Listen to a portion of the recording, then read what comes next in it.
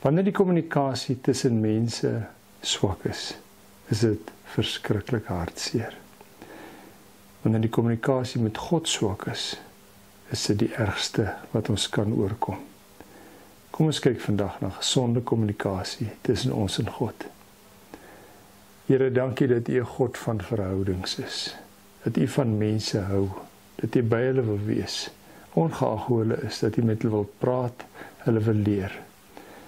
En ons wil vandag na U toe kom en vir U vra om ons te help. Ons te help om na U te luister soos dit hoort en soos ons dit nodig het. Ons bid dit in Jesus se naam. Amen.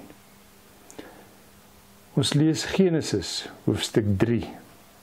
Genesis 3 van vers 1 af. Die slang was listiger as al die wilde diere wat deur die Here God gemaak is. En het vir die vrou gevra: Het God werklik gesê julle mag van geen boom in die tuin eet nie? Die vrou die slang geantwoord: Ons mag eet van die vrugte van die bome in die tuin. God het net gesê ons mag nie eet van die vrugte van die boom in die middel van die tuin nie. En ons mag dit nie aanraak nie, want dan sterf ons. Toe sê die slang vir die vrou: Julle sal beslis nie sterf nie, maar God weet dat julle oë sal oopgaan die dag, as julle van daardie boom eet, en dan sal julle soos God wees, deurdat julle alles kan ken.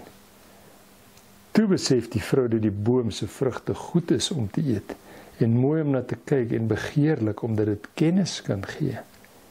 En sy het van sy vrugte gepluk en geëet. Sy het ook vir haar man by haar gegee, en hy het geëet. Hulle albei se oë gaan toe oop, en hulle besef dat hulle kaal is. Toe werk hulle vyeblare aan mekaar, en hang dit om vir klere. Hulle het gehoor hoe die Here God in die tuin wandel teen die tyd dat die aandwind opkom.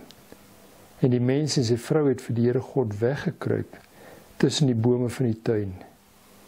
Maar die Here God het na die mens geroep en vir hom gevra: Waar is jy? Die Here God het na die mens geroep en vir hom gevra: Waar is jy? Een van die kosbaarste dinge in die skepping van die mens was die kommunikasie tussen God en mens. En hierdie gedeelte vertel vir ons dat daar 'n tyd van die dag was waar dit die voorkeurtyd was vir God om saam met die mens te stap.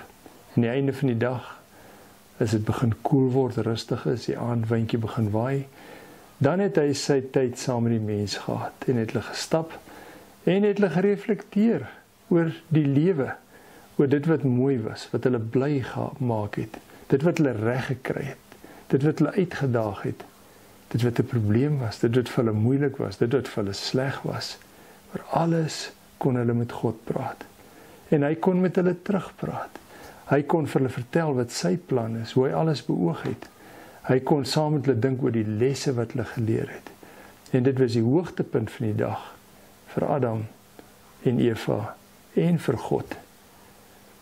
En toe eendag het daar iets gebeur wat die kommunikasie belemmer het.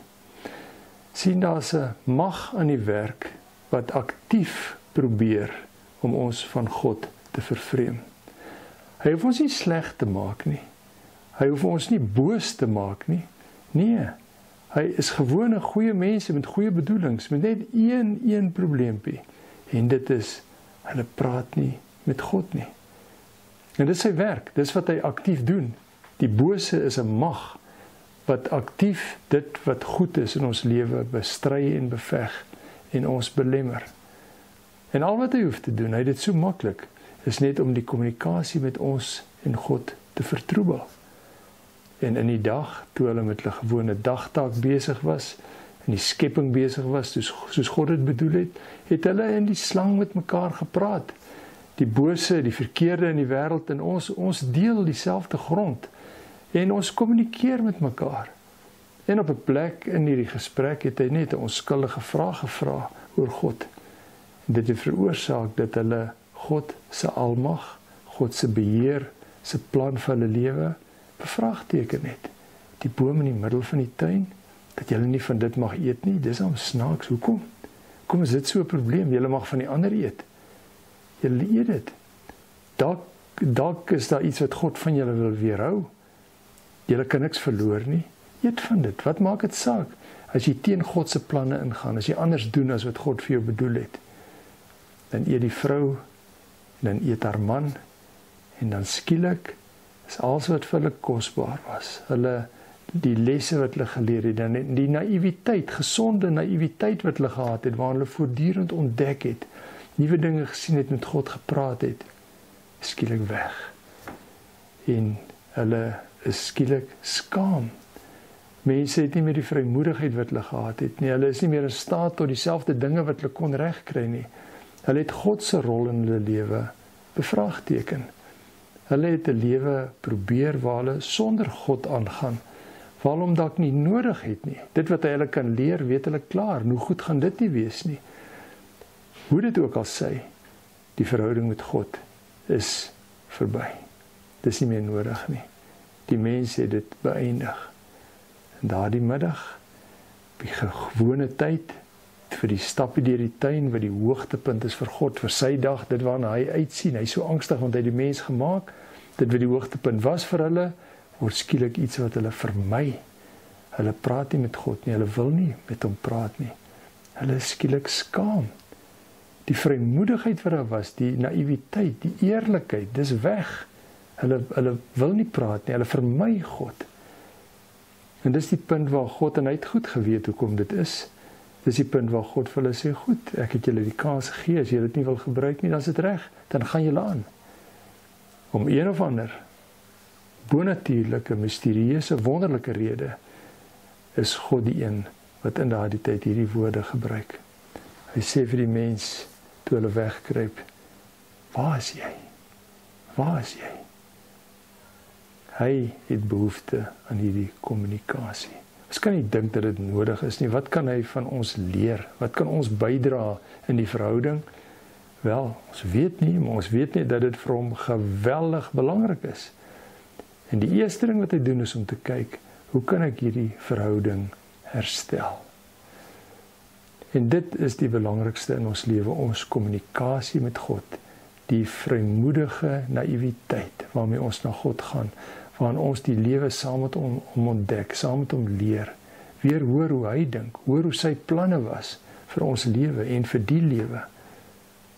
En dit word die hoogtepunt.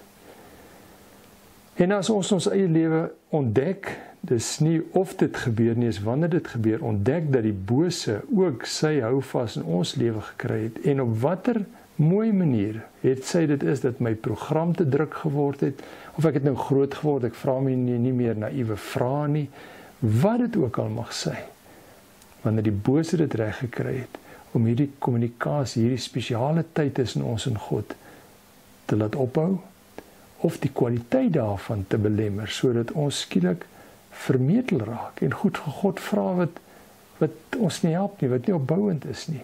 Hoe die kommunikasie se vertroebling en verbrokkeling ook al lyk, wanneer dit gebeur, is ons op 'n verskriklike plek.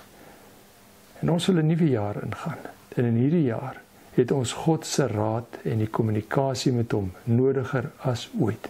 Nodiger om hoë kwaliteit kommunikasie met God te hê, nie maar terloops om daar ver sien verbyloop nie, maar hart tot hart praat met hom, vra, lesse leer, vergifnis kry, drome bespreek.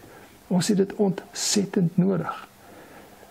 En om ons te help, gaan ons in die volgende 8 weke op gebed fokus. Want dis die plek waar ons en God hierdie hart tot hart gesprekke met mekaar het. En ons gaan kyk na dinge wat ons kommunikasie met God verdiep en verbeter, na dinge wat dit belemmer, en hoe ons dit so mooi moontlik kan maak. En ek wil vir jou uitnooi, kom loop hierdie reis saam met ons. Here, om U as God te ken, om U as heerser te ken, as Here, en as vriend, dis die wonderlikste plek wat ons kan wees. En wil U by ons wees, as ons U vra om ons te help, dat hierdie kommunikasie van die hoogste moontlike standaard sal wees, en dat niks wat dit verhoed of in die plek daarvan kom, tussen ons en U mag kom nie. Dankie dat U ons wil help, dankie dat U ook vir ons kom vra, waar is jy? Ek mis jou. So wil ons vir U ook sê, Here, ons mis U ook. Ons wil hierdie kommunikasie verdiep. Kom help ons, in Jesus se naam. Amen.